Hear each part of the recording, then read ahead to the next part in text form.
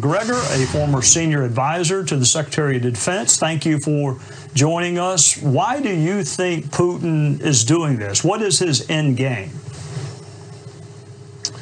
Well, Vladimir Putin is carrying through on something that he's been warning us about at least for the last 15 years, which is that he will not tolerate U.S. forces or their missiles on his borders, much as we would not tolerate Russian troops and missiles in Cuba.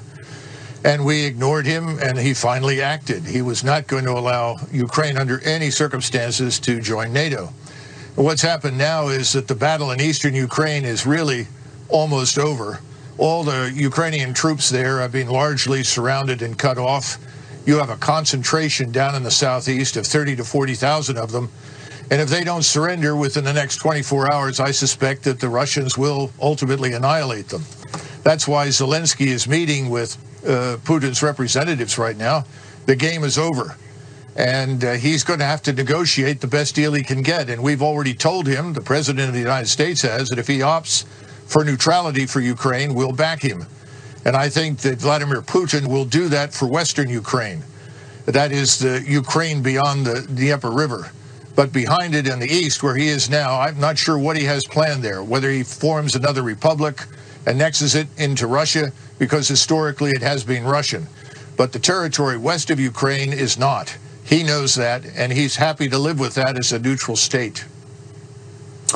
I am not a military expert. I'm not even an expert on geography. But if he takes Ukraine and Ukraine abuts Poland, then he's going to have a NATO country abutting him. So if that's what he doesn't want, then isn't he going to just have to keep going until he runs out of NATO countries?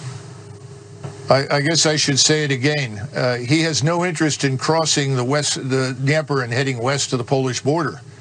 I think you're going to find from these negotiations he's quite willing to neutralize that territory on the Austrian or the Finnish model. Right now, Russia already touches Estonia and part of Latvia. White Russia, of course, touches Lithuania. He's not interested in going to war with us, and he has an army that's too small for that purpose. And he knows it. His economy is smaller than that of South Korea's. So this is not something that he's looking for. We are imputing to him things that he does not want to do in our usual effort to demonize him and his country.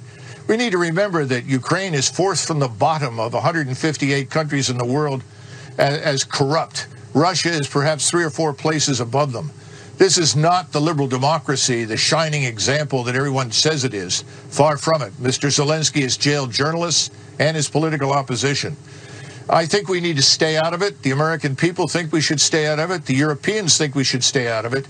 And we should stop shipping weapons and encouraging Ukrainians to die in what is a hopeless endeavor.